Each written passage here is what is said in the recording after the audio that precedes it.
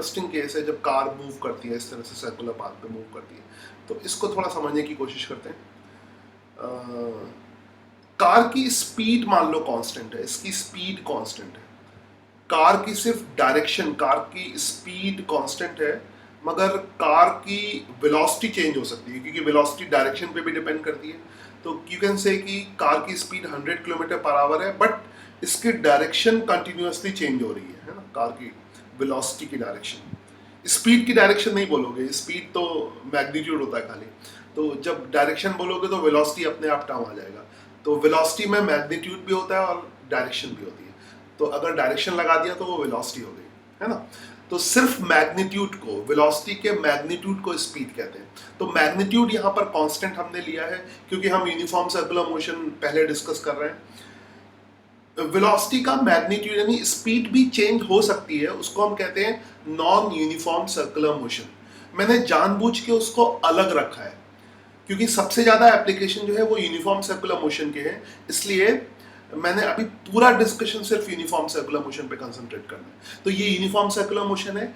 Speed का यानी velocity के मैग्नीट्यूड का, वेलोसिटी का मैग्नीट्यूड चेंज नहीं हो रहा है, बट वेलोसिटी की डायरेक्शन कंटिन्यूसली चेंज हो रही है। सो क्योंकि वेलोसिटी की डायरेक्शन चेंज हो रही है इसलिए एक्सेलरेशन भी होगा, क्योंकि एक्सेलरेशन सिर्फ मैग्नीट्यूड पे थोड़ी ना डिपेंड करता है, एक्सेलरेशन वेलोसिटी की डायरेक्शन पे भी डिपेंड करता है। तो यहाँ पे वेलोसिटी की डायरेक्शन तो कंटिन्यूसली चेंज हो रही है। एक्सेलरेशन कितना होगा वो हम कैसे निकालेंगे, उसका क्या प्रोसीजर होगा, क्योंकि वेलोसिटी का मैग्नीट्यूड कांस्टेंट है। तो अब तुम चेंज इन वेलोसिटी मैग्नीट्यूड में चेंज निकाल के तो नहीं पता कर सकते ना, डायरेक्शन में चेंज पता करना पड़ेगा।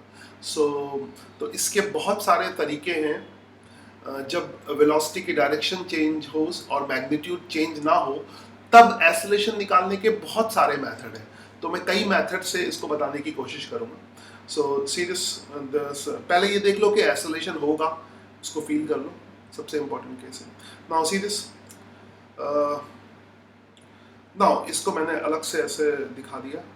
ये कार रेसिंग की कार है, इधर ग्रीनरी है।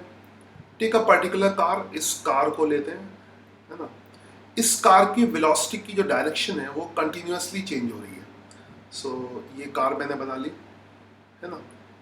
ये ऐसे मूव कर रही है, इस ट्रैक पे मूव कर रही है। तो इस ट्रैक पे मूव करने से उसकी वेलोसिटी की जो डायरेक्शन है, तो वेलोसिटी की जो डायरेक्शन होती है वो ट्रैक के टेंजेंट के अलॉन्ग होती है। ये हमने पहले ही पढ़ रखा है। जो उसका ट्रैक होगा, जो उसका पाथ होगा, उसके टेंजेंट के अलॉन्ग होगी। तो ये वेलोसिटी की डायरेक्शन बना लेते हैं। यहाँ पे सपोज यहाँ पे ऐसे होगी, इसको यहाँ भी दिखा दिया है, यहाँ भी दिखा सकते हैं। ये वेलोसिटी की डायरेक्शन होगी ऐसे, देन कंटिन्यूसली चेंज होती रहेगी, कंटिन्यूसली चेंज होती रहेगी।